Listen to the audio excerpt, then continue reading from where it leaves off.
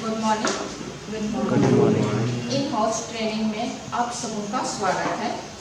आज हम इस शिक्षण कार्य में प्राथमिक कक्षाओं में बहुभाषी शिक्षण पर चर्चा करते हैं। तो बहुभाषी शिक्षण क्या है? बहु यानी एक से अधिक। जब हम कक्षा में एक से अधिक भाषा का प्रयोग करते हैं और ये भाषाएं हमारी मानक भाषा हिंदी या अंग्रेजी भी हो सकती है। उनको सीखने के लिए जब हम बच्चों के घर की भाषा यानी L1 उसमें जोड़ते हैं, L1 का है प्राथमिक भाषा, तो ये हमारे लिए बहुभाषी शिक्षण है। इसके लिए सबसे पहले हमें ये जानना है कि भाषा क्या है। हम भाषा के द्वारा अपने भावों को अभिव्यक्त करते हैं, अपनी बातों को जो कहना चाहते हैं, अपनी भावनाओं को, अपनी कल्पनाओं को विस्तार रूप से बताते हैं। और भाषा के द्वारा हम किसी चीज के आकार, प्रकार या स्थिति का वर्णन करते हैं। भाषा में वर्णों को जोड़कर, चाहे हिंदी की भाषा हो या इंग्लिश की भाषा हो या हमारी स्थानीय भाषा हो या क्षेत्रीय भाषा हो, उनमें वर्णों को जोड़कर शब्द बनाते हैं और शब्दों को जोड़कर हम वाक्य बनाते हैं। तो बच्चे अपने स्थानीय भाषा को अपने जन्म के समय ही सुनते और सीखते हैं और पूर्ण रूप से वे उसको आत्मसात करता है। हिंदी भाषा बहुत सारे घरों में बोली जाती है, लेकिन ज़्यादातर घरों में अपने घर की भाषाओं को मान्यता दी जाती है और हर जगह अपने परिवार में अपनी भाषा का प्रतिशोध होता है, तो उसके दिमाग में स्थिर रहता है और उस भाषा को आधार बनाकर समझ सकते हैं। तो सबसे पहले हम देखते हैं कि आरंभिक कक्षाओं में बच्चों की मातृभाषा के प्रयोग का महत्व। आरंभिक कक्षा में बच्चों की मातृभाषा को अनिवार्य रूप से प्रयोग किए जाने की बात कही गई है, लेकिन ये अभी चुनौतीपूर्ण है। इसलिए हमें कुछ रणनीतियों को अपनाने की आवश्यकता है और यह विषय बच्चों की मातृभाषा के प्रति हमारा व्यापक दृष्टिकोण बनता है। हम लोग कभी कभी सोचते हैं कि प्राथमिक कक्षाओं में बच्चों की भाषा को प्राथमिकता देना शुरू कर देंगे तो स्कूल की भाषा पीछे छूट जाएगी। यह सीधा प्रश्न हमारे मन में आता है, लेकिन ऐसी बात नहीं है। अगर हम बच्चों की भाषा को प्राथमिक कक्षाओं में स्थान नहीं देंगे तो बच्चे किसी भी भाषा को पूर्ण रूप से सीखने में सक्षम नहीं होंगे। कुछ शिक्षाविदों ने कहा है, शिक्षा में भाषा ही सब कुछ नहीं है, लेकिन भाषा के बिना शिक्षा में कुछ भी नहीं है। यानी इसमें कहा गया है कि सब कुछ सीखने का आधार भाषा है। तो आरंभिक कक्षाओं में बच्चों की मातृभाषा का प्रयोग इस प्रकार है। बच्चों की समझ की भाषा का शिक्षण प्रक्रिया में इस्तेमाल करना अनिवार्य है। घर की भाषा, सेकंड नंबर है घर की भाषा, समझ की भाषा, परिचित भाषा, मातृभाषा L1 की मदद से शिक्षण अधिगम प्रक्रिया में बच्चों की सक्रिय भागीदारी सुनिश्चित हो पाती है और कक्षा बाल केंद्रित बनती है। तीसरा नंबर पर है मातृभाषा की मदद से कुछ भी सोचना, समझना, कल्पना करना, उच्च स्तरीय चिंतन का काम करना और खुद को अभिव्यक्त करना आसान हो जाता है। प्राथमिक भाषा की मदद से अनुभव और पूर्व ज्ञान को स्कूल के ज्ञान से जोड़ना सहज होता है। 5 नंबर में है, घर की भाषा का इस्तेमाल करने से आत्मसम्मान और आत्मविश्वास बढ़ता है और शिक्षक से उनका रिश्ता अधिक सहज बन पाता है। बच्चों में ऐसी सकारात्मक भाषाएं उनको शिक्षण प्रक्रिया में बहुत अच्छी तरह से जोड़ती है। 6 में है, मातृभाषा में शिक्षण से सभी विषयों में बच्चों की समझ बढ़ती है, सीखने का स्तर बेहतर होता है। अब हम इसको जोड़ते हैं न्यू एजुकेशन पॉलिसी से। क्या यह अधिकार हमें देता है? न्यू एजुकेशन पॉलिसी बहुभाषी शिक्षण को प्राथमिक कक्षाओं में। तो आइए हम देखते हैं न्यू एजुकेशन पॉलिसी क्या है। राष्ट्रीय शिक्षा नीति 2020 के अनुसार पहला है, छोटे बच्चे अपनी मातृभाषा के माध्यम से बेहतर सीखते हैं। दूसरे नंबर पर है, जहां तक संभव हो सके कम से कम 5वीं तक बच्चों की पढ़ाई उनकी भाषा में ही होनी चाहिए। तीसरे नंबर पर है, जहां तक संभव हो सके स्थानीय भाषाओं में गुणवत्ता पाठ्य पुस्तकों और शिक्षण सामग्री का निर्माण होना चाहिए। चौथे नंबर पर है, कक्षा में बहुभाषी शिक्षण को अपनाते हुए बच्चों के घर की भाषा और स्कूल की भाषा को सोचा समझा प्रयोग किया जाना चाहिए। 5वां नंबर पर है, बच्चों के पढ़ने लिखने की शुरुआत उनकी भाषा में होनी चाहिए। तो इससे संबंधित एक और मिशन की शुरुआत की गई है, निपुण भारत मिशन। इसकी भी शुरुआत भारत सरकार ने की है। इसमें कुछ ऐसी विधियां दी गई है जिससे बच्चों को उनकी मातृभाषा के साथ जोड़ते जोड़ते अन्य भाषाओं को सीखना कैसे शुरू करेंगे उसके बारे में कुछ बातें दी गई है। यह निपुण भारत मिशन है क्या, इस पर एक वीडियो देखते हैं।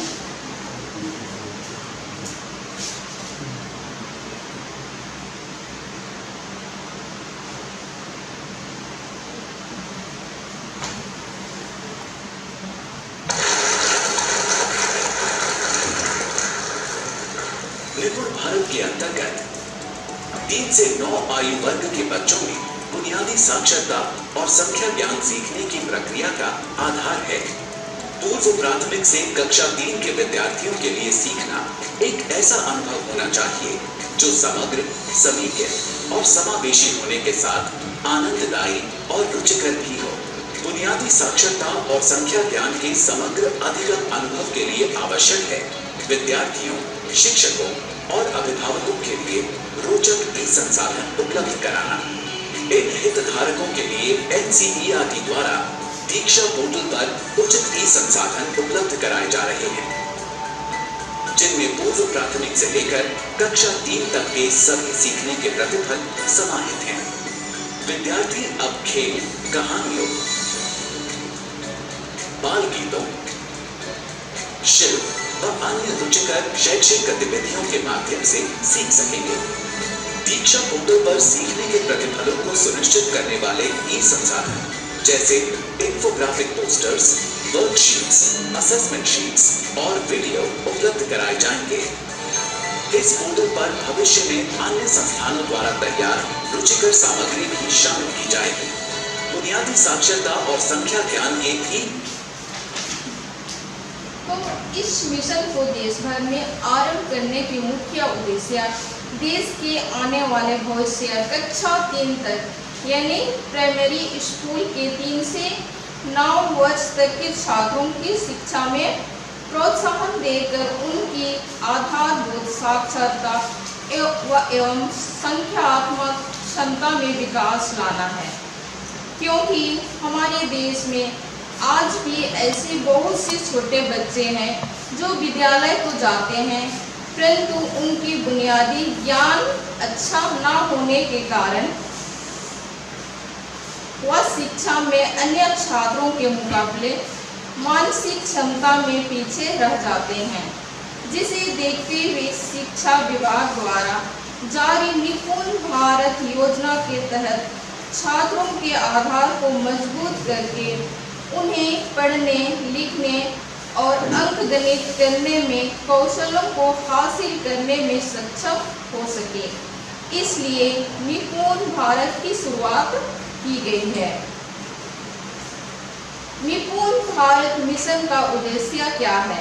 तो निपुण भारत मिशन का उद्देश्य इस प्रकार है।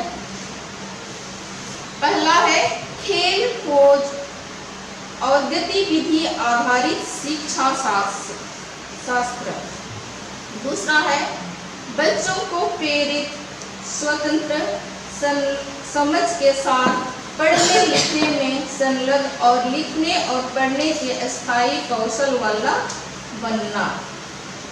तीसरा है बच्चों की संख्या, माप और आकार के क्षेत्र को तर्क के साथ समझने और उन्हें गणना और समस्या के समाधान में स्वतंत्र बनाना।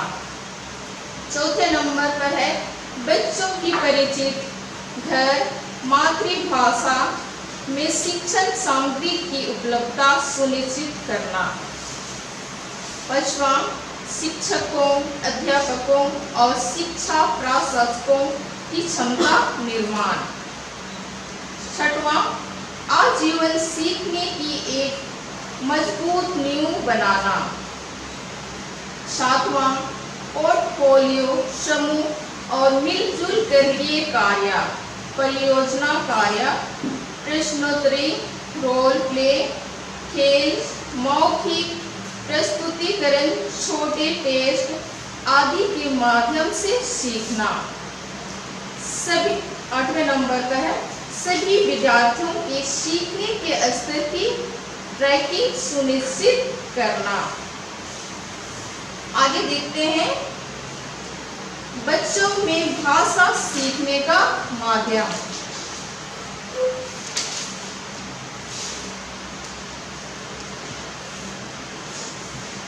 जब कोई भी भाषा स्कूल में सीखने का सबसे बड़ा माध्यम होता है, चाहे बातचीत हो, सोचना हो, तर्क करना हो, लिखना हो, पढ़ना हो, निष्कर्ष निकालना हो, सभी भाषा के माध्यम से होती है।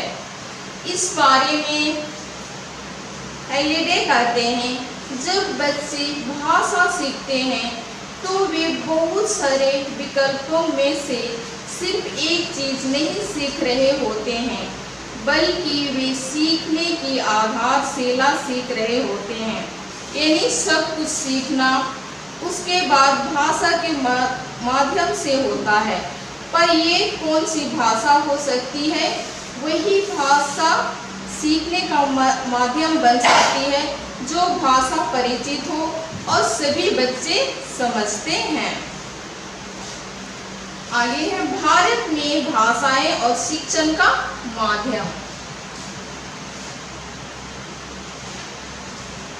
2011 की जनगणना के अनुसार देश के 1/4 से अधिक लोग 2 भाषाएं बोलते हैं, जबकि 7% लोग 3 भाषाएं बोलते हैं। ज्यादातर लोग उद्देश्य और आवश्यकता अनुसार 2 या 2 से अधिक भाषाओं का प्रयोग आसानी से करते हैं। अगर हम भारत में भाषाओं की बात करते हैं तो भारत में 122 मुख्य भाषाएं हैं और मातृभाषाओं की बात करते हैं तो 1369 मातृभाषाएं हैं और इसमें से मात्र 36 भाषाओं में केवल शिक्षण का कार्य होता है। वही हम झारखंड की बात करते हैं तो झारखंड में 18 मुख्य भाषाएं हैं और यहाँ ऑफिशियल कामकाज हिंदी में होता है। झारखंड में शिक्षण का माध्यम ज्यादातर हिंदी में ही प्रयोग किया जा रहा है। राज्य में 18 मुख्य भाषा होने के बावजूद झारखंड में सभी स्कूलों में हिंदी ही शिक्षण का माध्यम इस्तेमाल किया जा रहा है। हम यहाँ देख रहे हैं कि झारखंड में 18 मुख्य भाषाएं हैं और केवल 4% बच्चे ही केवल हिंदी को समझते हैं, यानी 96% बच्चे इस भाषा को नहीं समझते हैं। एक अध्ययन में यह भी बताया गया है कि भारत में लगभग 35% बच्चे ऐसी भाषा में शिक्षण ग्रहण कर रहे हैं जिसे पूरी तरह से अपरिचित है। जो बच्चे प्राथमिक कक्षाओं में अपने घर को छोड़कर आते हैं और स्कूल की भाषा उसके लिए अपरिचित होती है, क्या वह सीखने सिखाने का सही तरीका हो सकता है? भाषा सभी को सीखने का आधार है। बच्चे किसी बात को ध्यानपूर्वक सुनते हैं, समझते हैं, तर्क और निष्कर्ष निकालने जैसी प्रक्रियाओं का उपयोग करते हैं।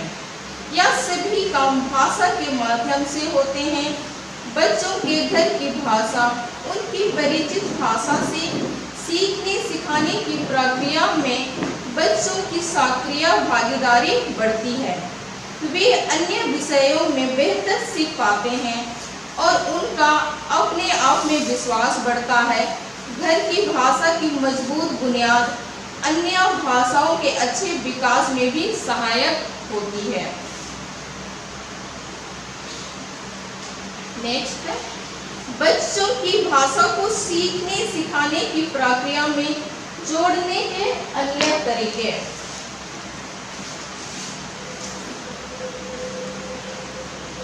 पहला, भाषाओं की रणनीति तरीके से पूरी योजना के साथ मौलिक काम में सम्मिलित करना। दूसरा, अपरिचित भाषा सीखने की रणनीतियों का उपयोग। तीसरा, बच्चे की घर की भाषा, राज्य की भाषा और अंग्रेजी सीखना। इन दोनों में कोई विरोधाभास नहीं है, बल्कि एक दूसरे के पूरक हैं। चौथा, बहुभाषी शिक्षण का सही अर्थ है बच्चों की भाषा, स्कूल, राज्य की भाषा और अंग्रेजी को साथ लेकर चलना। बच्चों को अन्य भाषा सिखाना चाहते हैं तो उसकी शुरुआत घर की भाषा की मजबूत के आधार पर होनी चाहिए। नेक्स्ट, अपरिचित भाषा और बच्चे की विविधता।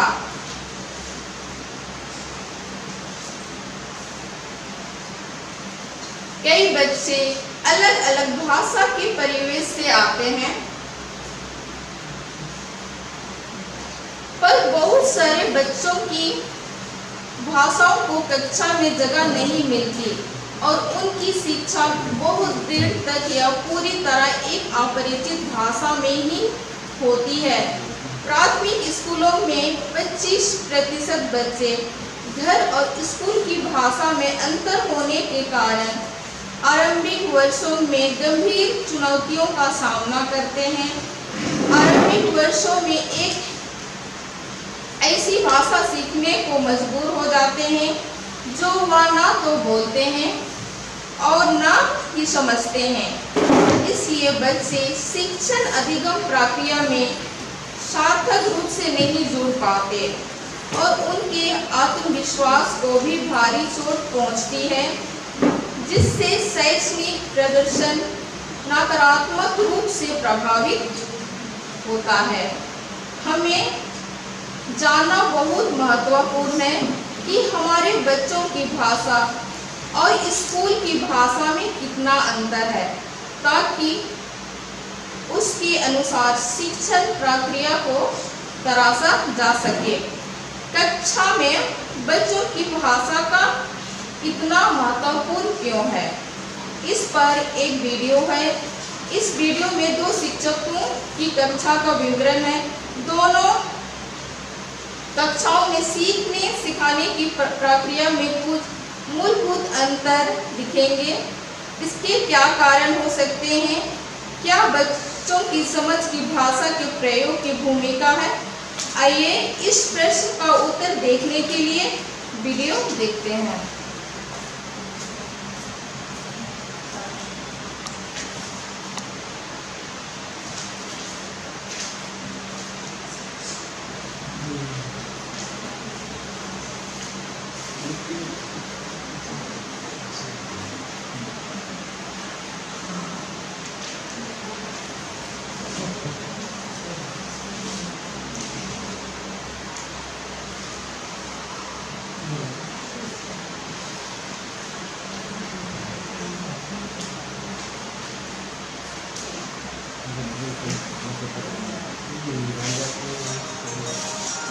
में बच्चों की भाषा का प्रयोग क्यों और कैसे के इस वीडियो में आपका स्वागत है। आइए चलते हैं जीवनलाल जी की कक्षा में। यह बहुत मेहनती शिक्षक है। वे उड़ीसा की सीमा से लगे हुए छत्तीसगढ़ के एक स्कूल में पढ़ाते हैं, जहाँ कुछ बच्चे छत्तीसगढ़ी और कुछ संबलपुरी बोलते हैं और अपनी कक्षा में अलग अलग तरह की शिक्षण सामग्री और विभिन्न गतिविधियों का इस्तेमाल करते हैं। लेकिन उनकी समस्या यह है कि बहुत मेहनत करने के बाद उनकी कक्षा में बच्चों की भागीदारी बहुत कम है और परीक्षा में बच्चों का प्रदर्शन भी बहुत अच्छा नहीं है। जीवनलाल जी का मानना है कि बच्चों को घर की भाषा का कक्षा में बिल्कुल इस्तेमाल नहीं करना चाहिए। ऐसा करने से बच्चे हिंदी नहीं सीख पाएंगे और पीछे छूट जाएंगे। उनकी शिक्षण प्रक्रिया इसी मान्यता के इर्द गिर्द घूमती है। आइए देखते हैं यह अपनी कक्षा में किस तरह काम करते हैं। बच्चों, आज हम इस चित्र पर बात करेंगे। मैं इस चित्र से संबंधित कुछ सवाल आपसे करूंगा। उसका जवाब जिसे पता होगा वो पहले हाथ ऊपर करेगा और फिर जिससे मैं कहूंगा वो जवाब देगा। जवाब हिंदी में देना सभी, ठीक है? बच्चों बताओ, इस चित्र में क्या दिखाई दे रहा है? बताओ बेटा चुलेश्वरी। सर, ये एक धन रुक एक। धन और रुक क्या होता है? कोई और बताओ। सर, ईटा तो काचा है। तुम भी गलत बोल रहे हो। चित्र को ध्यान से देखो, ये एक पेड़ है। मैंने पहले भी बताया था कि जवाब हिंदी में ही देना है। ठीक है बच्चों, फिर से कोशिश करते हैं। इस पेड़ पर कौन सा फल लगा है? बेटा रत्ना, तुम बताओ। सर, आप द आई। फिर से वही बात। कमलेश, तुम बोलो। पांचला लेती तो आए सर। ओ, चुप हो जाओ सभी। इस पेड़ पर आम के फल लगे हैं। बार बार इतना मना करने पर भी पता नहीं क्यों तुम लोग मिली जुली भाषा का प्रयोग कर रहे हो। अच्छा चलो छोड़ो, विस्तार से बताओ कि आम के पेड़ से हमें क्या क्या लाभ होते हैं। इस सवाल के जवाब में न ही किसी बच्चे ने हाथ ऊपर उठाया और न ही किसी ने जीवनलाल जी से नजरें मिलाई, क्योंकि पिछले सवालों को तो वे जैसे तैसे अनुमान लगाकर समझ गए थे, पर यह सवाल तो उनके सिर के ऊपर से ही निकल गया था। जीवनलाल जी ने अब प्रश्न को थोड़ा सरल बनाकर पूछा। ये बताओ कि आम के पेड़ से क्या क्या लाभ होते हैं। यह सवाल सुनकर बच्चे घबरा गए, क्योंकि उन्हें पता था कि उनका जवाब गलत ही होने वाला है। बच्चे अपने ज्ञान को हिंदी में अभिव्यक्त करने के लिए सक्षम नहीं है। कई बार डर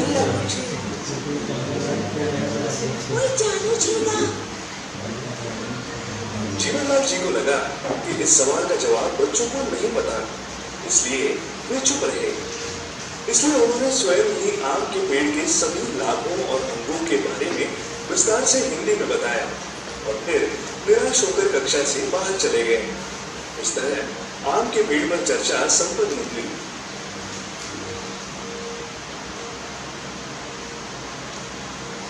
आइए अब महिमा जी की कक्षा देखते हैं।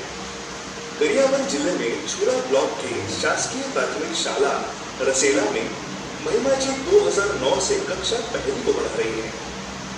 छत्तीसगढ़ का यह गांव उड़ीसा राज्य से लगा हुआ है, इसलिए यह उड़ीसा की भाषा, रीति रिवाज, खान पान, रहन सहन आदि का प्रभाव आसानी से देखा जा सकता है। महिमा जी की कक्षा में कुछ बच्चे संबलपुरी और कुछ बच्चे छत्तीसगढ़ी बोलते व समझते हैं। आइए महिमा मैडम की एक दिन की कक्षा का अवलोकन करते हैं। महिमा मैडम बच्चों को कक्षा पहली की हिंदी पाठ्य पुस्तक का पाठ 17 बंदर और गिलहरी पढ़ा रही है। बच्चों, आज हम ये कहानी पढ़ेंगे। बताओ, इस चित्र में तुम्हें क्या क्या दिख रहा है? इनके नाम बताओ। चिरा मूसा, पेंद्रा और गज। रुक्मा पिंजरा सुनते हैं। अच्छा, तो चिर्रा मूसा क्या कर रहा है?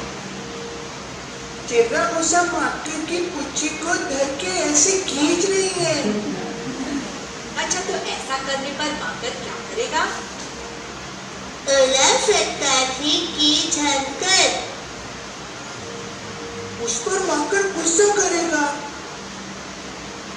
माकर टाके हुरबा। ये काजी गुस्सा करवा माकर ताके? क्योंकि उसका लेंस को खींचने से उसको दुख रहा है, तो माकर उसको गुस्सा करेगा। नहीं, वो कुछ नहीं करेगा। वो सुनते रहेगा तो चिरा मूसा चुपचाप गज में चढ़ जाएगा। माकर की रेस यानी पेंद्रा की पूंछ कितनी लंबी नहीं होगी कि जमीन तक लटक रही थी? तार जितना लंबा, सूता जितना लंबा, डूब जितना लंबा, आसमान जितना लंबा, बाल जितना लंबा। बरगद जितना लंबा। अच्छा, ये बात है। तो चलो कहानी पढ़कर देखते हैं कि सच में कहानी में आगे क्या हुआ होगा। सब बच्चे बड़े उत्साह से कहानी में आगे की घटना सुनने के लिए मैडम के पास आकर बैठ गए। तो ध्यान से सुनो, मैं कहानी पढ़कर तुम्हें सुना रही हूँ। इस पाठ का नाम है बंदर और गिलहरी। फिर पाठ के एक एक चित्र पर उंगली रखकर उन्होंने बताना शुरू किया। ये बंदर है और ये गिलहरी है। और जैसा कि गोवर्धन ने बताया था कि बंदर गच यानी पेड़ पर सो रहा है, तो देखो बंदर आराम से पेड़ पर लेटा हुआ है। तुम भी करके दिखाओ, कैसे लेटा है बंदर?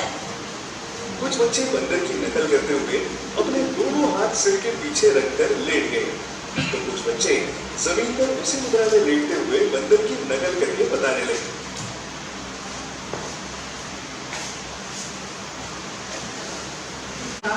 कि जिसमें एक शिक्षक जीवनलाल का मानना है कि बच्चों को घर की भाषा को बिल्कुल भी प्रयोग नहीं करना है। वही दूसरी शिक्षिका महिमा का कहना है कि बच्चे जिस भाषा को जानते हैं उस भाषा के द्वारा बातचीत करें और सीखें। ऐसे में दोनों की कक्षा में अंतर इस प्रकार है।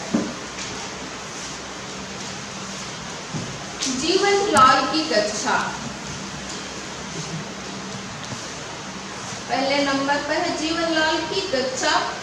बच्चों की कोई भागीदारी नहीं है। वही हम देखते हैं महिमा मैम की कक्षा में बच्चों की सक्रिय भागीदारी है।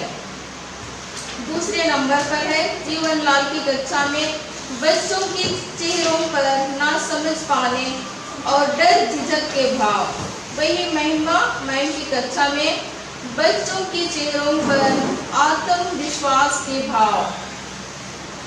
तीसरा अंतर है उच्च स्तरीय चिंतन, कल्पना और अनुमान लगाने के कोई अवसर नहीं। वही महिमा मैम की कक्षा में उच्च स्तरीय चिंतन, कल्पना और अनुमान लगाने के भरपूर अवसर। चौथा अंतर है कक्षा में डर व झिझक का माहौल। वही महिमा मैम की कक्षा में प्रेमपूर्ण और सीखने के लिए उत्साह का माहौल। पांचवा अंतर है बच्चों का अपने विचारों व भावनाओं को बिल्कुल भी साझा नहीं कर पाना। वही महिमा मैम की कक्षा में बच्चों का अपने विचारों व भावनाओं को उत्साह के साथ साझा करना। छठवां अंतर है शिक्षक केंद्रित कक्षा। जीवनलाल की कक्षा शिक्षक केंद्रित कक्षा थी, वही महिमा मैम की कक्षा बाल केंद्रित कक्षा थी। आगे हम देखते हैं बच्चों की भाषा, उन्हें दूसरी भाषा सीखने में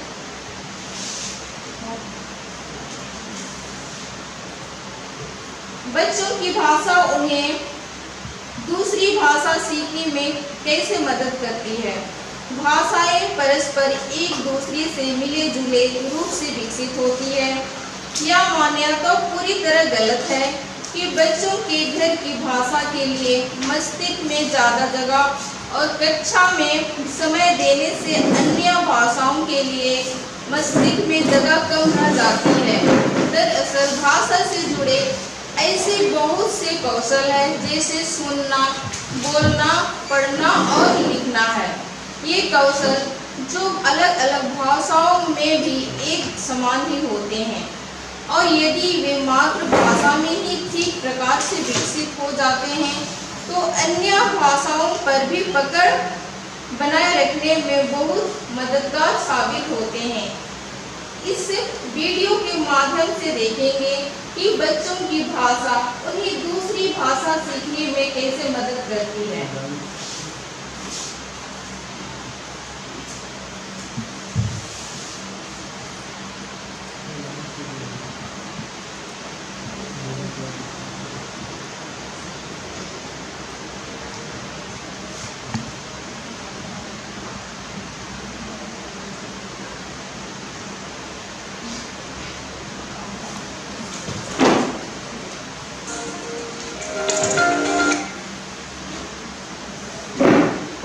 कुछ पाएंगे कि परिचित आपका स्वागत है।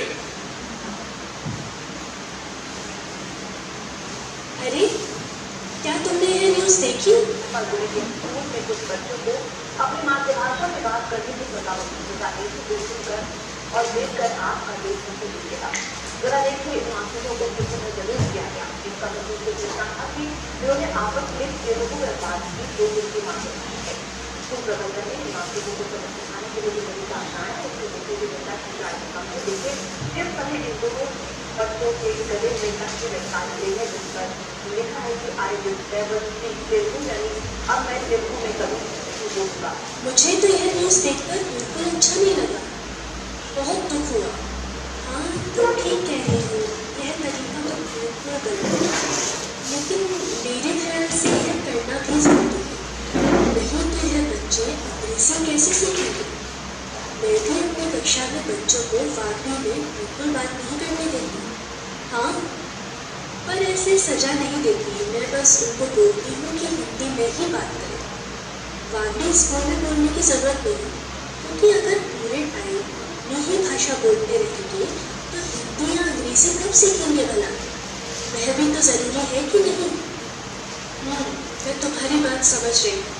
यह तो बिल्कुल ठीक बात है कि बच्चों को हिंदी और अंग्रेजी दोनों ही आनी ज़रूरी है, लेकिन यहाँ पर एक गलतफहमी है जिस पर मैं चाहती हूँ कि तुम ध्यान दो, और वो ये है कि हम लोगों को लगता है कि हम जितनी जल्दी बच्चों को दूसरी भाषा में पढ़ाने लग जाएंगे और जितना ज़्यादा मातृभाषा के इस्तेमाल पर रोक लगाएंगे, बच्चे उतने ही बेहतर रूप से दूसरी भाषाओं को सीख पाएंगे। पर होता उल्टा है, ना बच्चे अपनी भाषा में निपुण हो पाते हैं और ना ही दूसरी भाषा सीख पाते हैं।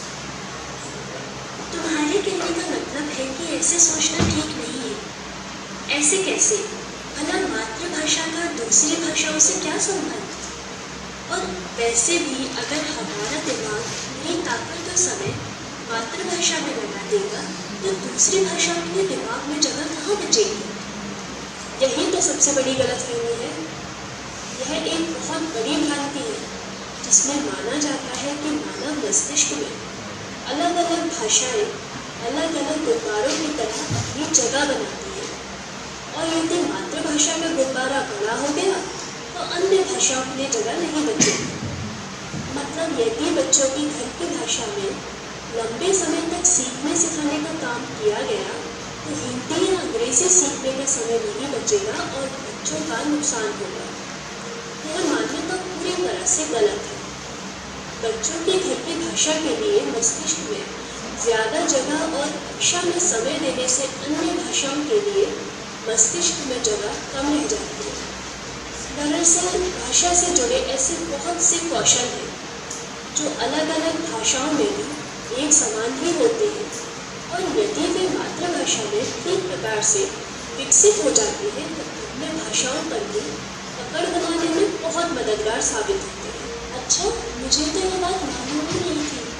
क्या तुम मुझे बता सकते हो कि कौन से कौशल हैं जो अलग अलग भाषाओं में भी एक समान ही होते हैं और एक भाषा में सीखने पर दूसरी भाषा में भी मदद करते हैं? बिल्कुल, चलो अपने LLF के YouTube चैनल पर एक वीडियो देखते हैं, उससे तुम्हें बात समझने में बहुत मदद मिलेगी। इस वीडियो में हम ये समझेंगे कि बच्चों की मातृभाषा उन्हें अन्य भाषाएं सीखने में कैसे मदद करती है। साझा अंतर्निहित निपुणता का सिद्धांत जिम कमिंस द्वारा दिया गया है।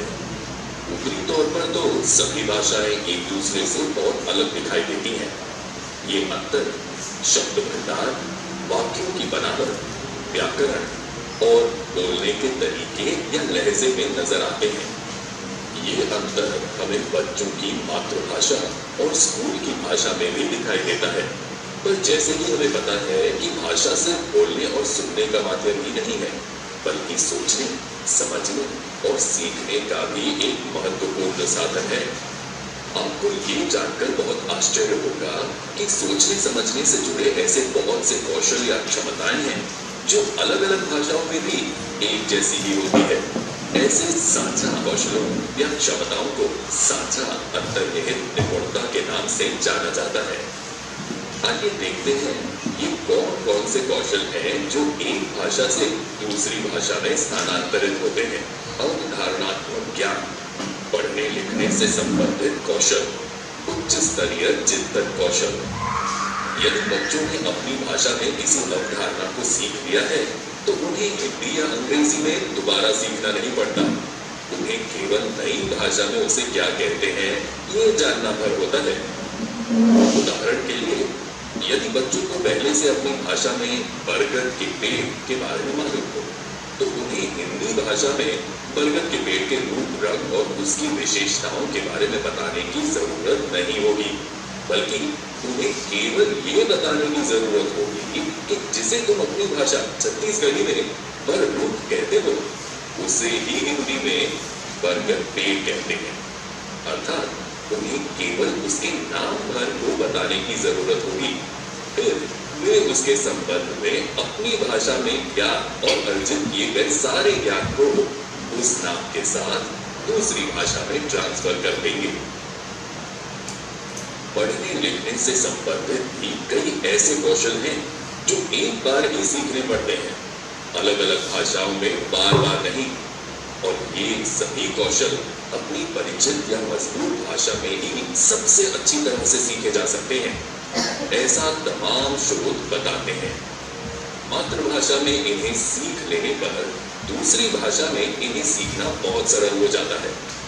ये कौशल है ध्वनि जागरूकता, ध्वनियों और अक्षरों के संबंध को समझना, विराम चिन्हों की समझ, बाएं से दाएं की ओर बढ़ना, लेखों या पाठों के विभिन्न प्रकारों की समझ होना, संदर्भ से अनुमान लगाना।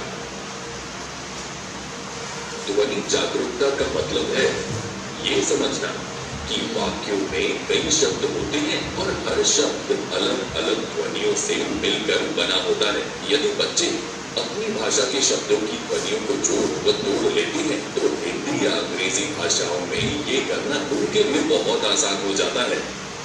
आज मैं ठेले पर जाऊं, आज मैं ठेले, बर जातु। ध्वनियों और अक्षरों के संबंध को समझना मतलब ये समझना है कि हर ध्वनि का एक चिन्ह या अक्षर होता है।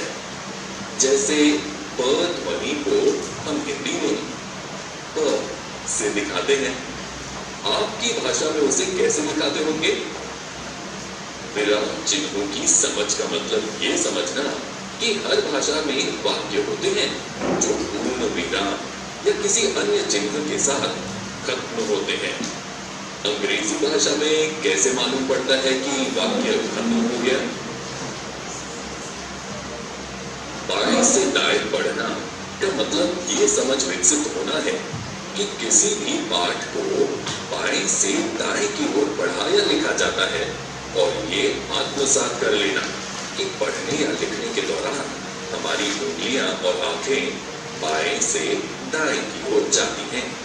क्या आप किसी ऐसी भाषा के बारे में जानते हैं जो इससे अलग तरह से पढ़ी और लिखी जाती हो?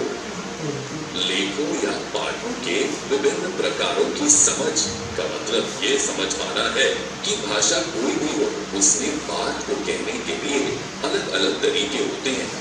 निबंध, सूचनात्मक लेख, पोस्टर, समाचार, आर्टिकल आदि। उनकी लेखन शैली को ध्यान में रखते हुए उस पाठ का अर्थ समझना एक ऐसा कौशल है जो आसानी से एक भाषा से दूसरी भाषा में स्थानांतरित हो जाता है। संदर्भ से अनुमान लगाना का मतलब ये समझ पाना कि कहानी के कवर पेज या नाम से कहानी में क्या होगा उसका अनुमान लगाया जा सकता है, या आसपास दिए हुए चित्रों या आसपास के वाक्यों से किसी शब्द के अर्थ का अनुमान लगाया जा सकता है। ये अनुमान अलग अलग भाषाओं में भी एक ही तरीके से लगाते हैं। उच्च स्तरीय चिंतन कौशल भाषा के साझा कौशलों में ये सबसे महत्वपूर्ण कौशल है। ये मुख्यतः पाठ आधारित समझ और सोच विचार से जुड़े कौशल हैं, जो एक बार आपने अपनी मातृभाषा में अच्छे से सीख लिए तो दूसरी भाषा में भी बहुत सरलता से प्रयोग किए जा सकते हैं। आपको नई भाषा में केवल उस भाषा के शब्द सीखने होंगे, सोच विचार के कौशल सिरे से नहीं सीखने होंगे। आइए इनको समझें। किसी पढ़ी या सुनी हुई कहानी या लेख के मुख्य विचार को बता पाना, किसी पाठ का सारांश बता पाना, पात्रों, वस्तुओं या घटनाओं में समानता और अंतर खोज पाना। जैसे दिए गए चित्रों में बच्चे आपस में चर्चा करते हुए अंतर खोज रहे हैं। किसी विषय पर तर्क वितर्क कर पाना और कारण सहित अपना पक्ष रख पाना। ये सभी कौशल यदि अपनी मजबूत भाषा में भली प्रकार से सीख लिए जाते हैं तो दूसरी भाषा में सीखने के लिए एक मजबूत नींव का काम करते हैं, क्योंकि दूसरी भाषा के शब्द भले ही अलग हो पर उस भाषा में भी किसी विषय के बारे में सोचने समझने का तरीका वैसा ही रहता है और जड़ से नहीं सीखना पड़ता। वाह, मैंने तो कभी इस तरह सोचा ही नहीं था कि मातृभाषा दरअसल दूसरी भाषा सीखने में अवरोध का नहीं बल्कि एक मजबूत नींव का काम करती है। ये वीडियो देखकर तो मुझे लग रहा है कि मातृभाषा एक पुल के समान है जिसको इस्तेमाल किए बिना बच्चे दूसरी भाषा सीख ही नहीं सकते। क्या खूब कही, बहुत बढ़िया। वैसे अब तुम अपनी कक्षा में कोई नियम बदलने वाली हो या नहीं? अरे बिल्कुल, वाक्य में इस्तेमाल करने का नियम अब कक्षा के बाहर। अब तक बच्चों को मैं उनकी भाषा में चर्चा करने से चाहे व्यक्तिगत हो या पाठ बिल्कुल नहीं रोकती। किसी भी नई अवधारणा पर या कोई भी उच्च स्तरीय चिंतन का काम वाक्य से ही शुरू करूँगी, जैसे पाठ का सार बताना या अपनी राय देना, और उसके बाद ही हिंदी या अंग्रेजी में पढ़ना। बच्चों की मातृभाषा दूसरी भाषाओं की नींव जो है ना, पर हिंदी या अंग्रेजी सिखाने का काम अलग से भी जारी रहेगी। उनका शब्द भंडार भी तो बढ़ाना होगा। हो सके तो इस पर भी कभी कोई वीडियो दिखाए, और ये वीडियो दिखाने के लिए बहुत बहुत शुक्रिया।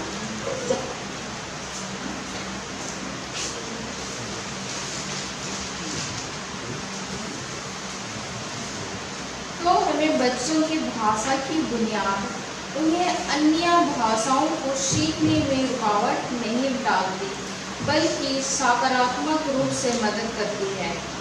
बच्चों की भाषा में रोक टोक ना करके उन्हें उनकी भाषा में वार्तालाप करने का अवसर दें, उन्हें दंड ना दें। भाषा से बोलने बात सुनने का माध्यम नहीं है, बल्कि सोचने, समझने और सीखने का एक साधन भी है। आगे हम देखेंगे, बच्चों में एक परिचित भाषा के माध्यम से सीखना एक महत्वपूर्ण होता है। क्यों?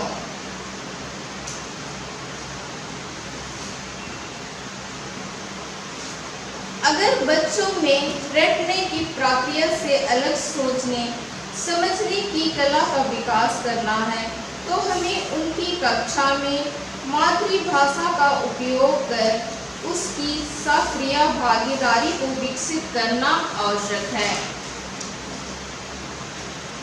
बच्चे जिस विषय को जितना समझ पाएंगे, उतनी ही भागीदारी को भी निभा पाएंगे, और उसे समझने के लिए हम उनके परिवेश से संबंधित चीज़ों का उदाहरण देकर उन शब्दों का इस्तेमाल करते हैं जो बच्चे दूसरे विषयों में भी जल्दी ग्रहण करते हैं। राष्ट्रीय शिक्षा नीति 2020 में बच्चों की शिक्षा में बच्चों द्वारा सोचने और विश्लेषण करके वर्णन करें और खोज के द्वारा सीखने तथा अवधारणाओं को विकसित करने पर बल दिया गया है। महिमा जी की कक्षा में देखा कि बच्चे किस प्रकार उच्च स्तरीय प्रश्नों का उत्तर आसानी से दे रहे थे। यह तभी संभव होगा जब हम उनको अपनी भाषा में बोलने के लिए स्वतंत्र रूप से छोड़ देंगे। अगर हम बच्चों पर दबाव बनाएंगे, नहीं तुमको हिंदी में ही बोलना है, जैसे कि जीवनलाल ने किया था, जिससे बच्चे अपने अभिव्यक्ति को व्यक्त नहीं कर पाएंगे। अगर हम बच्चों को भावनात्मक रूप से कक्षा में जोड़ना चाहते हैं, तो उसके लिए भी हमें उनकी भाषा को स्वीकार करना होगा और हमें भी उनकी भाषा में बात करने का प्रयास करना होगा। जितना हम उनसे जुड़ेंगे, उतना ही हम उनको अच्छी शिक्षा दे पाएंगे। कई अनुसंधान हमें यह बताते हैं कि अगर बच्चे लंबे समय तक अपनी परिचित भाषा का प्रयोग करते हैं, तो अन्य विषयों में भी अच्छा प्रदर्शन करते हैं। एक बहुत बड़ा सर्वेक्षण इथियोपिया नामक एक देश में हुआ था।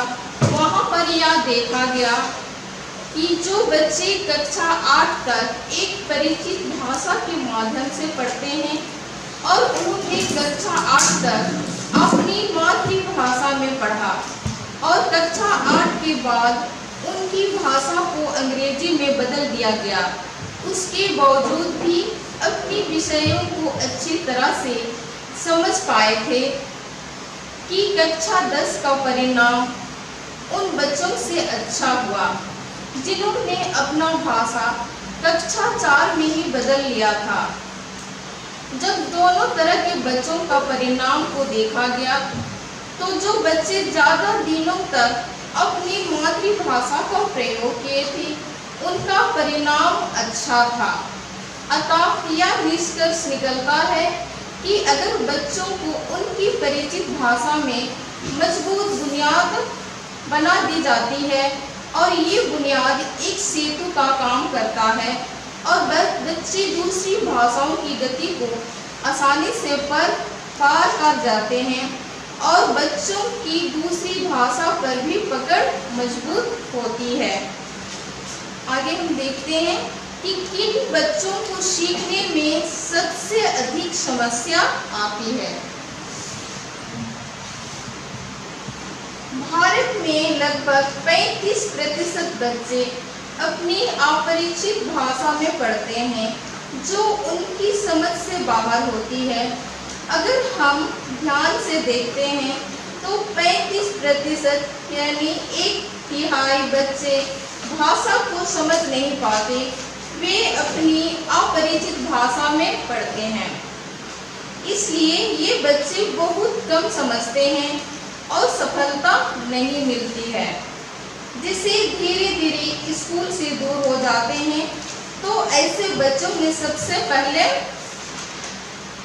सुदूर आदिवासी इलाकों के बच्चे आते हैं, जहां पर पूरी तरह से मातृभाषा का ही प्रयोग होता है, वे बिल्कुल हिंदी नहीं समझ पाते हैं।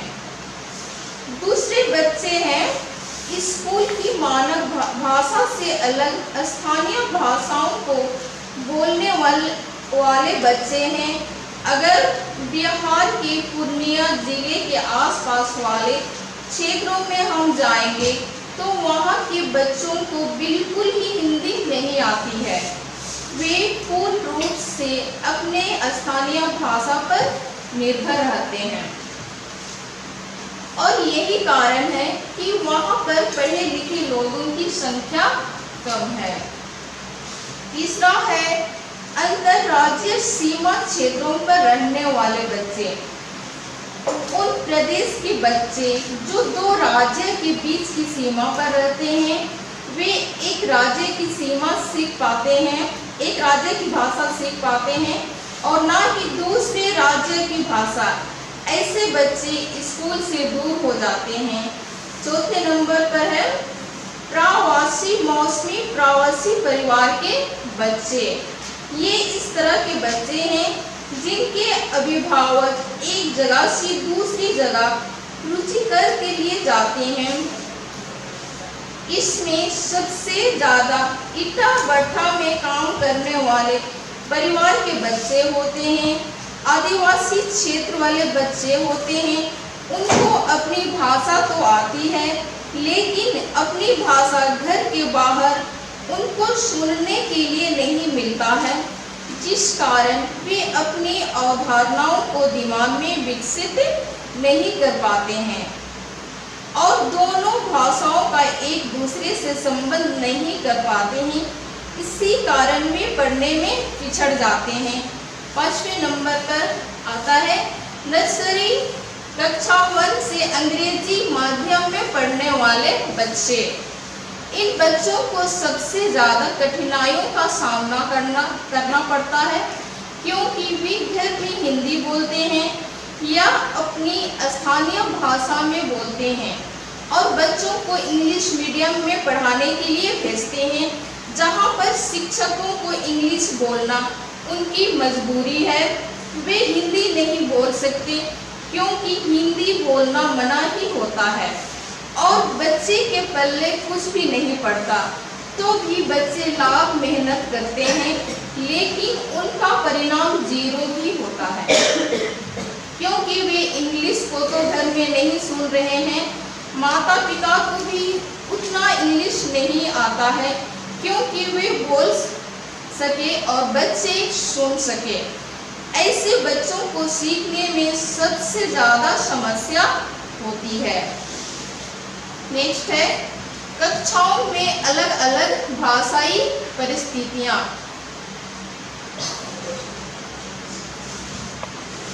जब हम कक्षाओं में जाते हैं तो हमें अलग अलग कक्षाओं में अलग अलग तरह की परिस्थितियाँ देखने को मिलती है। कहीं कहीं पर सभी बच्चों की भाषा एक जैसी होती है। जब वे स्कूल आते हैं तो उन्हें भाषा की समझ सीमित होती है, तो कई कई जगहों पर एक ही कक्षा में कई भर की भाषाएं लेकर कक्षाओं में आते हैं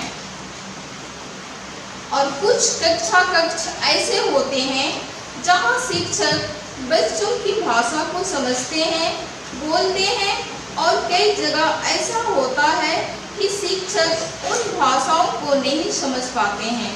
साथ में भाषाओं के विविध रूप होते हैं। भाषा एक जगह से दूसरी जगह तक उसमें अन्य भाषाएं सम्मिलित होकर उसका रूप और बोलने का तरीका बदलते रहता है।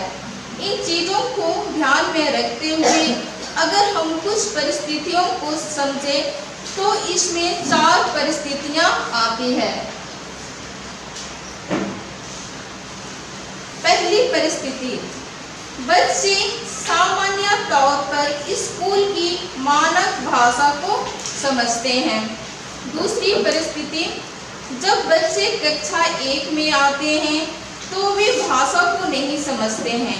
शिक्षक बच्चों की भाषा को समझते हैं और लगभग सभी बच्चे उस कक्ष में एक ही तरह की भाषा बोलते हैं और समझते हैं। तीसरी परिस्थिति है जहां पर ज्यादातर बच्चे एक ही भाषाई परिवेश से आते हैं, उनकी समझ स्कूल की भाषा बहुत कम होती है, पर अध्यापक को बच्चों की भाषा नहीं आती हो। चौथी परिस्थिति है जहां पर 2 या 2 से अधिक भाषाई परिवेश से बच्चे हैं और अध्यापक किसी एक भाषा को समझते हैं। इतने बड़े देश में जहां भाषाई विविधता और जटिलताएं बहुत अधिक है, इतनी सारी मातृभाषाओं को शिक्षण का माध्यम बनाना बेहद चुनौतीपूर्ण साबित होगा। इसलिए इस दिशा में चाहकर भी कुछ नहीं किया जा सकता है। ऐसी स्थिति में हमें अन्य तरह के तरीकों का इस्तेमाल करना चाहिए। बच्चों के घर की भाषा का इस्तेमाल मौखिक रूप से किया जा सकता है। बच्चों की भाषा का प्रयोग लंबे समय तक कक्षा में मौखिक रूप से किया जाए और इनका इस्तेमाल स्कूल की भाषा का संतुलित सोचा समझा और रणनीति इस्तेमाल करें। जहां शिक्षा का माध्यम हिंदी ही रहे और बच्चों के घर की भाषा का प्रयोग अधिक हो, तो हमारी भी भाषा इतनी कठिन नहीं होनी चाहिए ताकि बच्चों को समझने में दिक्कत ना हो, और हम ऐसे शब्दों का प्रयोग करेंगे जो बहुत आसान हो। अगर शुरू में हम उनको आसान शब्द सिखा पाएंगे तो धीरे धीरे करके उनको कठिन शब्द भी सीखने में मदद कर पाएंगे। तीसरा रणनीति है घर की भाषा और स्कूल की भाषा के मिले जुले इस्तेमाल को प्रोत्साहित करें। बच्चे तो अपने घर की भाषा जानते हैं और हम उनको हिंदी पढ़ाते हैं, तो जब हम दोनों भाषा को मिला जुला कर करेंगे तो बच्चे बहुत ही आसानी से सीख पाएंगे। अगर बच्चों को वही शब्द देंगे जो उनकी ग्रहण शक्ति के अनुसार हो, हम ऐसे शब्द नहीं सिखाएंगे कि बच्चे उसको ग्रहण ही नहीं कर पाएंगे। शब्द उनके स्तर का होना चाहिए, उनके समझ के अनुरूप होना चाहिए। जब बच्चे अपनी बातों को अपनी भाषा में कहें या हिंदी मिलाकर भी कहे तो उनको प्रोत्साहित करना है। रणनीति 4, पढ़ना लिखना सिखाने के लिए बच्चों के घर की भाषा की मदद लें। जब हम बच्चों को कोई भी भाषाएं सिखाए हैं तो उसके लिए हम उनके भाषा का इस्तेमाल करें। चाहे यहाँ जैसे कि यहाँ पर बताया गया है कि जब हम सा लिखते हैं और सा के लिए हम सपेरा पढ़ते हैं, लेकिन उनके भाषा के शब्द जैसे ये शाकली है, शाकली का मतलब होता है चिड़िया। जो बच्चे इस भाषा को यूज करते हैं वे सा का डिकोडिंग बहुत आसानी से समझ पाएंगे। या हम कुत्ता की की जगह उनको कुकुर बताएंगे तो वे आसानी से समझ पाएंगे। तो इस तरह की शब्द हम बेहिचक यूज कर सकते हैं। अगर बच्चे अपनी मिली-जुली भाषा का प्रयोग करें तो हमें उन्हें नहीं नकारना चाहिए। यहाँ पर एक बच्ची ने अपने भाव को अभिव्यक्त किया है। My favourite animal is lion. Lion खूब ताकतवर आहे, यानी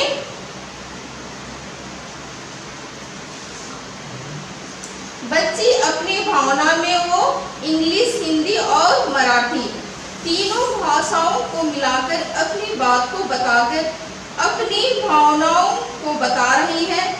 हमें उसको स्वीकार करना है, इसका उपयोग कर उसको आगे बढ़ाना है, ना कि काट कर खत्म कर देना है। कटने से उसके आत्मसम्मान को ठेस पहुंचेगा और उसका मनोबल गिर जाएगा। रणनीति 5, सीखने सिखाने की प्रक्रिया में सिर्फ बच्चों की भाषा ही नहीं, बच्चों के पूर्ण ज्ञान, संस्कृति और संदर्भों को भी शामिल करें। हम बच्चों को उनके परिवेश से संबंधित चीजों को बताकर आसानी से सिखा सकते हैं।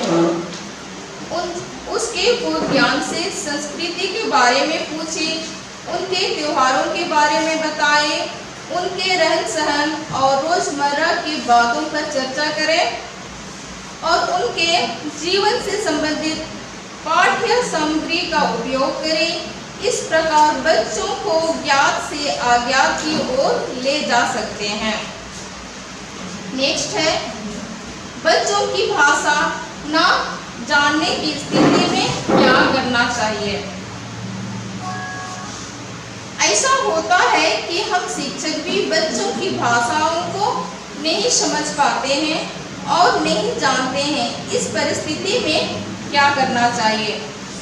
पहला है, बच्चों की बातें ध्यानपूर्वक सुने, यानी सबसे पहले उनकी भाषा को जानने की कोशिश करेंगे और उसके लिए हम क्या क्या कर सकते हैं। सबसे पहले अपने कक्षा के बच्चों की बातों को ध्यान से सुनेंगे कि वे क्या कह रहे हैं।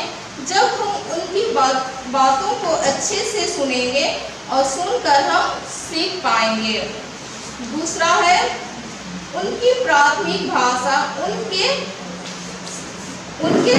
वे शब्द सिखाएंगे एवं वाक्य बनाना सिखाएंगे। तीसरा है, शिक्षण के लिए L1 और L2 का मिला जुला प्रयोग करें, यानी बच्चों की भाषा जो हम सीख चुके हैं और बच्चों के घर की भाषा और हिंदी को मिलाकर पढ़ाने का प्रयास करेंगे। चौथे नंबर पर है, बड़े बच्चों और स्टाफ के अन्य सदस्यों की मदद लें। जो शब्द हमारी समझ में आ रहा है उसको हम रोक कर रखें और जो बड़े कक्षा के बच्चे हैं उनसे उनका हाल पूछें। या हमारी स्टाफ शिक्षक है जो उस भाषा को अच्छी तरह से जानते हैं, उनसे भी संपर्क कर सकते हैं और उन समुदाय के लोगों से मिले। पांचवें नंबर पर है, घर की भाषा सीखने के लिए शब्दकोश बनाएं। छठवें नंबर है, समुदाय से बातचीत करें। जितना हम उन भाषा को जानने वाले लोगों से मिलेंगे, उनसे बातचीत करेंगे तो हम उनकी भाषाओं को सीख पाएंगे, जिससे बच्चों को हिंदी या इंग्लिश में बताना आसान होगा। नेक्स्ट है, बहुभाषी शिक्षण। सीखने सिखाने की प्रक्रिया में एक से अधिक भाषाओं का इस्तेमाल। पहला नंबर पर है, बच्चों के घर की भाषाओं और संस्कृति ज्ञान को महत्व देना, सीखने सिखाने की प्रक्रिया में इस्तेमाल करना। दूसरा, सीखने सिखाने के लिए भाषाओं का सहज और मिला जुला इस्तेमाल करना। तीसरा, अन्य भाषाएं सिखाने के लिए बच्चों के घर की भाषा की मदद लें। अपरिचित भाषा सीखने के लिए जो भाषा बच्चे अच्छी तरह जानते हैं उनकी मदद लेना बहुत जरूरी है और प्रयोग करना भी जरूरी है। एक रणनीतिक तौर पर उसका प्रयोग करते हुए जो बच्चों के अपरिचित भाषाएं हैं, हिंदी है, अंग्रेजी है, उसको कैसे सीख सकते हैं या समझना बहुत जरूरी है। चौथा, सभी विषयों के लिए बहुभाषी शिक्षण का उपयोग करना। एक बहुभाषी शिक्षण सिर्फ भाषाई कक्षा में इस्तेमाल नहीं करना है। यह एक पद्धति है। हम चाहे गणित सिखा रहे हैं या विज्ञान सिखा रहे हैं, हमको वहाँ पर भी भाषाओं का इस प्रकार से प्रयोग करना है जिससे कि बच्चे के लिए सब कुछ सहज हो जाए। हमें बच्चों की भाषा का हिंदी और अंग्रेजी का इस तरह से प्रयोग करें कि सब कुछ बच्चे को समझ में आ जाए। तो ये सिद्धांत बहुभाषी शिक्षण के लिए बहुत जरूरी है। बहुभाषी शिक्षण घर की भाषा के प्रयोग के बारे में बताते हैं, लेकिन बहुभाषी शिक्षण का यह अर्थ नहीं है सिर्फ बच्चों की मातृभाषा और घर की भाषा को महत्व दिया जाए। बहुभाषी शिक्षण है कि सभी भाषाओं को अच्छी तरह सीख पाना। राज्य की जो भाषा है हिंदी या अंग्रेजी, उसको भी मौखिक रूप से अच्छी तरह सीखे और उसमें साक्षरता भी हासिल करें। नेक्स्ट, किसी अपरिचित भाषा की सिखाने के कुछ सरल और प्रभावी तरीके। तो पहला है मौखिक गतिविधियों से शुरुआत। किसी भी भाषा को सिखाने की शुरुआत मौखिक स्तर पर करना चाहिए। कक्षा में उन भाषाओं में बहुत सारे बातचीत हो और उन भाषा में बच्चों को सुनने का मौका प्राप्त हो। दूसरा है समग्र माहौल, सुनने, देखने, पढ़ने और इस्तेमाल करने के बहुत से रोचक अवसर। हम मान लेते हैं कि हम इंग्लिश की किताब पढ़ा दी तो बच्चों को इंग्लिश सिखा दिए। ऐसा नहीं होता है। जब कोई घर की भाषा सीखता है तो वह पुस्तक या डिकोडिंग से नहीं सीखता है, वह सुनकर सीखता है। घर के आसपास जो भाषा बोली जाती है उसे सुनकर वह बोलता है। इसलिए बच्चों को भाषा सिखाने के लिए एक अच्छा माहौल देना चाहिए, जैसे कि मौखिक स्तर पर कविता, कहानी, खेल, रोल प्ले आदि का इस्तेमाल कर सकते हैं और पाठन के स्तर पर कक्षा में कहानी पुस्तक रख सकते हैं और चार्ट और पोस्टर लगा सकते हैं ताकि बच्चों को भाषा देखने का अवसर मिले और सीख सके। तीसरा है बच्चों के समझने योग्य और स्तर के अनुसार। तीसरा एक महत्वपूर्ण तरीका है कि भाषा बच्चों के स्तर का होना चाहिए ताकि बच्चों को समझ में आए। अगर हम ऐसी भाषा का इस्तेमाल करते हैं तो बच्चा कुछ भी नहीं सीख पाएंगे। तो हमें ऐसी भाषा का प्रयोग करनी चाहिए जो बच्चों के लिए सरल हो और सीख सके। चौथा है भयमुक्त वातावरण। कक्षा में भयमुक्त माहौल बनाना बहुत जरूरी है। बच्चों पर दबाव नहीं डालना चाहिए और ज़्यादा टोका टाकी नहीं करना चाहिए। ज़्यादा टोकने से बच्चे अपनी भावनाओं को अभिव्यक्त नहीं कर पाएंगे और वे सक्रिय भागीदारी कक्षा में नहीं निभा पाएंगे। पांचवा है शब्दावली विकास।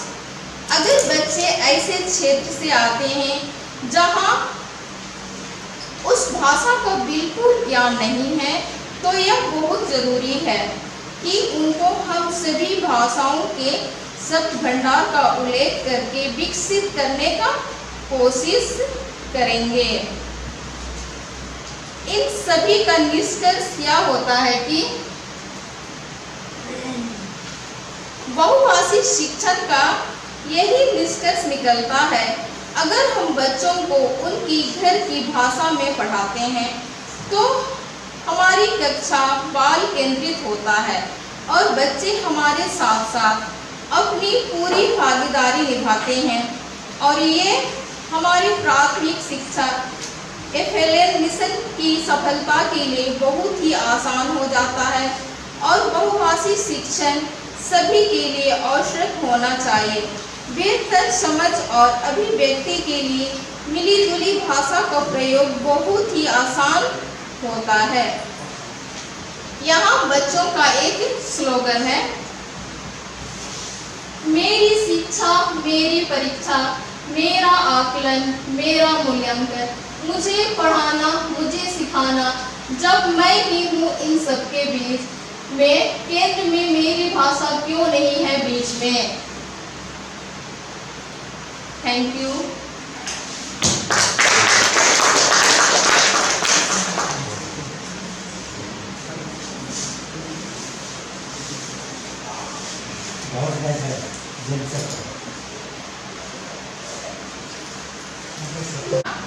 तो इंग्लिश नहीं है तो उसको उसके मातृभाषा से हम लोग शुरुआत कर, धीरे धीरे उसको क्या करते हैं कि हम लोग वो मातृभाषा सीखते सीखते वो इंग्लिश भी सीख पाएगा।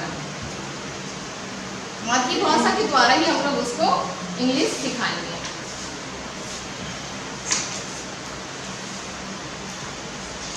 मैडम जैसे अभी न्यू एजुकेशन पॉलिसी है ना, उसमें जोर डाला है कि बच्चे को लोकल लैंग्वेज से भी पढ़ाना है बच्चे, लेकिन गार्जियन लोग कितना तैयार रहेंगे लोकल लैंग्वेज में पढ़ाने के और सिखाने के लिए।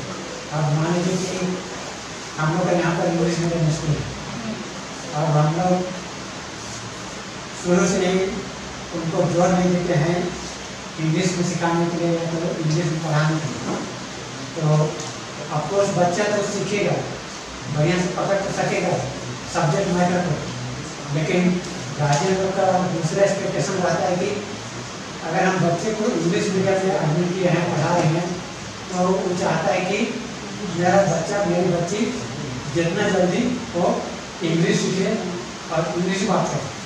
तो उसे में हम लोग किस प्रकार से गार्जियन लोग को भी कन्विंस कर सकेंगे और गार्जियन लोग कन्विंस कर सकते हैं कि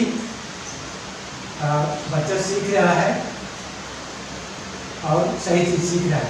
क्या हम लोग गार्जियन लोग क्वेश्चन करेंगे इंग्लिश मीडियम स्कूल है लेकिन मेरा बच्चा तो इंग्लिश नहीं सीख पा रहा है, तो हम लोग उस समय में क्या जवाब देंगे? तो बच्चे को हम लोग धीरे धीरे से उसको मतलब इंग्लिश सिखाएंगे। सबसे पहले उनको मातृभाषा, मातृभाषा के बाद हिंदी, हिंदी के बाद उसको मतलब कन्वर्ट करेंगे इंग्लिश में। वो बच्चा मतलब धीरे धीरे वो सीख पाएगा।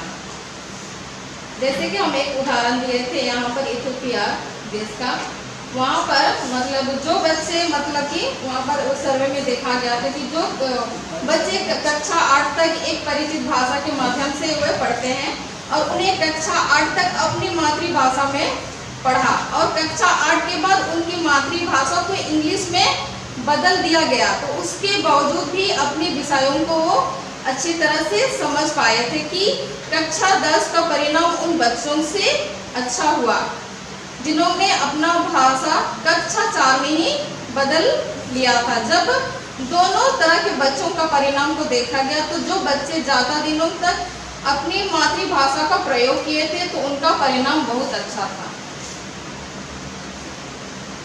अगर ऐसे करते हैं तब तो टीचर नहीं, तो अभी न्यू मतलब कि न्यू एजुकेशन पॉलिसी में तो वैसा ही बोल रहा है। तब तो वैसे में टीचर लोग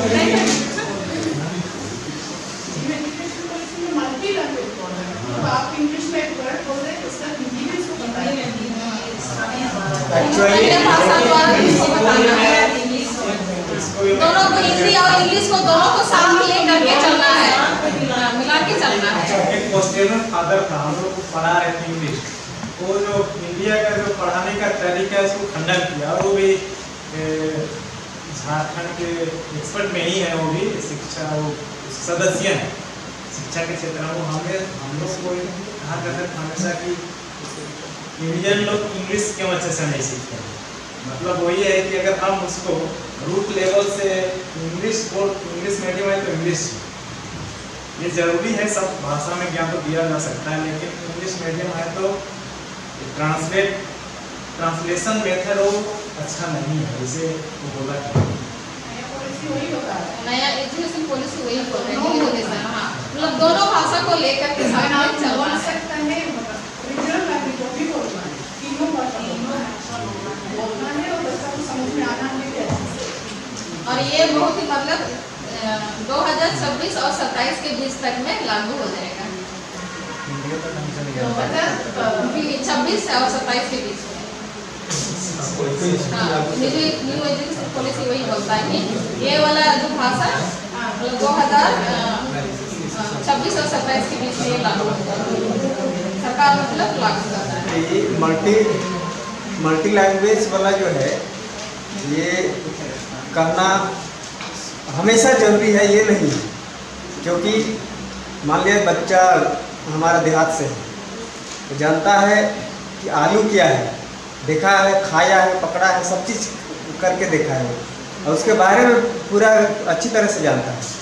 अगर हम उसको क्लास में पढ़ाते हैं पोटैटो, डायरेक्ट अगर पोटैटो बोल दिए बच्चा नहीं समझ रहा, उस जगह में हम आलू कह के उसको समझाएंगे तो बेहतर तरीके से समझेगा। इसका मतलब ये नहीं कि हम पोटैटो पोटैटो पोटैटो ही करते रहेंगे या आलू आलू आलू ही बताते रहेंगे।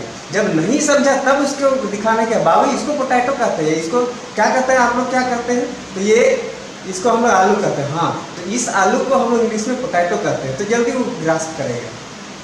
वो कहा गया है जिस समय वो प्रॉब्लम फेस कर रहा है तब उसको बताना है, ये नहीं कि हमेशा ही मतलब सब लैंग्वेज को यूज करेंगे। जब वो प्रॉब्लम फेस कर रहे हैं तब जिस लैंग्वेज वो जानता है उस लैंग्वेज से उसको पूछना है, उसके बाद में उसको इंग्लिश में बताना है या जो भी लैंग्वेज में बताना चाहते हैं। जब ऐसे क्या होते हैं मल्टी लैंग्वेज का इम्प्लीमेंटेशन होने जा रहा है तो कहीं ऐसा नहीं लगता है कि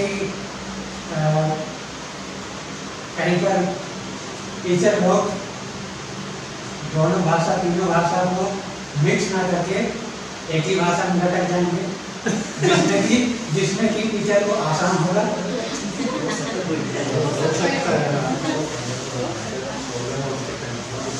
प्रॉब्लम तो एकदम पक्का होगा, प्रॉब्लम पक्का होगा, नहीं होगा से बात नहीं है। आप लोग मुंडारी जानते हैं बढ़िया से, शादी में कोई बच्चा बोलेगा मैडम ये वाला कैसे करते हैं, तो आप तो मुंडारी बैकग्राउंड के हैं इसलिए आपको दिक्कत करेगा शादी वाला को समझाने के लिए। हाँ, जगह जगह में बहुत प्रॉब्लम करेगा, टीचरों को मेन प्रॉब्लम करेगा। जी, इसलिए सरकार की भी नीति है कि जिस भाषा से आप जानते हैं उस भाषा में सबसे ज़्यादा बोला जा रहा है उसी क्षेत्र में आपको पोस्टिंग के लिए ये कर रहा है कि अगर नागपुरी बोलने वाला ज़्यादा है तो उस जिला या उस प्रखंड में नागपुरी भाषा के शिक्षक को ही दिया जाएगा, प्राथमिकता देगा। ठीक है मैडम, बहुत बहुत धन्यवाद।